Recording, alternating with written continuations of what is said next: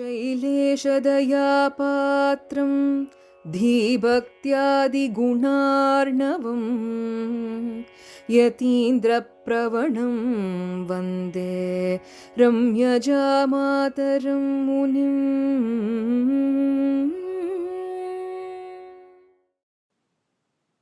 Srimathae Raamanujaya Namaha, Srimad.Varavaramunaye Namaha, Srimallokarya Mahagurave Namaha. In the previous episode, we learned of Shriman Narayana's Kalyana Gunam called Neermai and observed a few similarities between Emperuman and water. Have you ever wondered what the purpose of such comparison is? Well, let's reflect on the nature of Emperuman himself to understand why. Shriman Narayana has infinite divine qualities. These divine qualities are called Kalyana Gunas. The greatness of such Kalyana Gunas are not generally comprehensible to us. So, to easily understand his divine qualities, our Acharyas have drawn simple comparisons to everyday entities that we can easily relate to and use that as a means to understand Emperuman's nature. With that said, in today's episode, we'll continue to learn other similarities between Emperuman and water.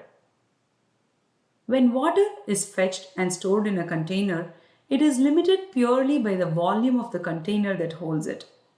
An 8-ounce cup can hold 8 ounces of water. A 1 liter water bottle can hold a liter of water. Other water bodies such as ponds, lakes, rivers hold much more, up to their capacity.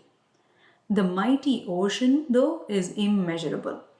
Similarly, when one surrenders to Emperuman, the joy and experience they receive is limited only by the extent of the desire they hold for Emperuman.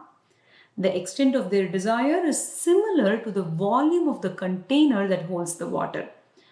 For those who are yet to recognize him in their lives, he is invisible. For those who want to worship him once in a while, he shows his presence once in a while, similar to the 8-ounce cup that holds just 8 ounces of water. If they take one step further and think of him a little more often, he makes his presence felt more often, similar to the water in a 1 liter water bottle. For those who cannot have enough of him, he offers more of himself, just like the mighty ocean that never dries up. Once water is found underground, when you dig further, you get more water. Similarly, once you find Emperuman in your lives and surrender, you get more and more joyous experience with him. His Kalyana Gunas are such eternal spring that never dries up. The more and more one absorbs, the more and more he gives. The next comparison is that of the purity of the water. Water is pure by itself and gets contaminated by association with other entities. The hygiene and cleanliness of the container determines whether water is acceptable or rejected. Pure water is desired, whereas if the water is contaminated, it is not suitable. Similarly, Emperuman is pure and desired by everyone when he manifests as his pure self. We saw in the explanation for the Narayana Shabdham that he resides in all beings. Naraha ayanam Narayanaha. In the lower tattvas, that is in the Naras, he is the indweller. In such cases, purely due to the virtue of the lower entity, the entity with the indwelling Antaryami is rejected for worship. We saw in episode 3 that there are 5 forms of water bodies and 5 forms of Emperuman. For the sake of completeness, we'll do a very quick recap here. Bhugata Jalam, the underground water, is like the Antaryami form. Then Avarana Jalam, the primordial ocean, is like the Para form in Sri Vaikuntham. Third, Parkadal, the milky ocean, is the Vyuha form. The fourth, Perukkara, the flash floods, or like the Vibhava avatarams of Rama, Krishna and others. And then the most easily accessible form of water as Madukal, as in the ponds, Emperuman is also easily accessible in the Archa form. Water submits itself for the use of others. It is selfless. Water does not need water. Similarly, Emperuman is for his devotees, not for himself. He gives himself to his devotees, and his Kalyana Gunas are for them to cherish. Even though the mighty ocean has a lot of water, it is unusable by itself. It needs to come to us in the form of rain through clouds. Similarly, Emperuman can be understood only through Shastras that are rightly explained by our Acharyas. Water does not have a bias to the one drinking it. Irrespective of whether the one drinking it is learned or unwise, it quenches his thirst.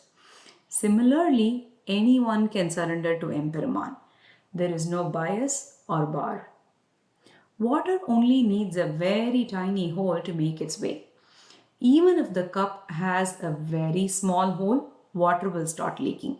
Similarly, Emperuman needs a very, very tiny reason to bless his devotees. Even if one just says the name of his Divya Desam, like Thirumaalirinjolai, he will credit the devotee for saying it and will find his way into the devotee's heart. People use water in various ways to cool themselves down. Splash it on their face, pour it on their backs, drink it, take a cool shower, swim, and so on. Similarly, Emperuman can also be experienced through various ways. Through our words by praising him, through our deeds by doing kainkaryam, service to him, or by reflecting on him in our minds. There are various ways to experience Emperuman.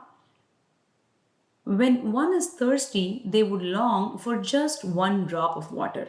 Similarly, Emperuman's devotees long for just an iota of grace from him. The quality of water is so magical that a small tiny stone, even though it is so small, will sink, whereas a large boat can float. A simple gopika gets to understand and experience him, drowns in his Kalyana Gunas, whereas the mighty Brahma does not recognize him. Isn't it so wonderful to see this comparison between Emperuman and water, both so essential to our survival? This comparison was benevolently made by Shri Ubhaya Vedanta Acharya Prathivadi Bayangaram Annagarachariyar Swami out of his immense compassion. If not for Swami, would we have ever thought of this connection between Emperuman and water?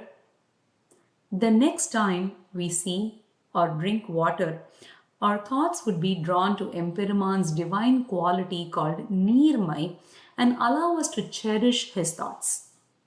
We take this opportunity to offer our Kritagnatai to Swami. All credits to Swami for simplifying this and spoon feeding us with his easy explanations. So, what's next?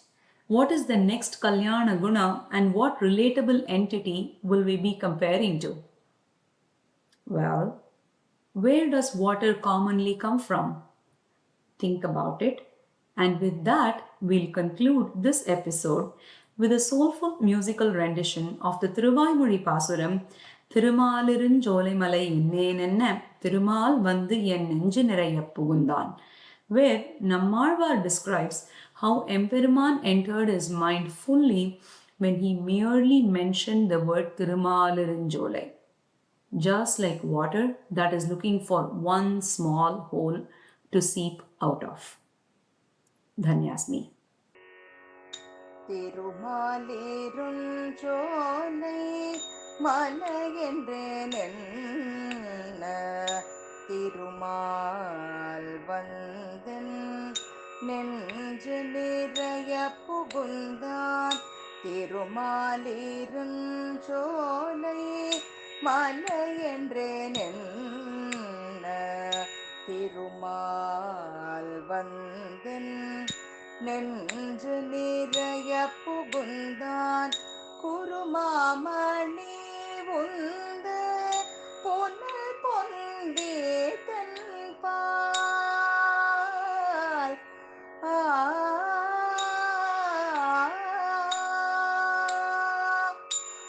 குருமாமணி உந்து பொன்னல் பொந்தி தென்பால் குருமாமணி உந்து பொன்னல் பொந்தி தென்பால் திருமால் சென்று சேர்விடம் தென் திருப்பேரே குருமாமணி உந்து பொன்னல் பொந்தி தென்பால் திருமால் சென்று சேர்விடம் தென் திருப்பேரே திருமால் சென்று சேர்விடம் தென் திருப்பேரே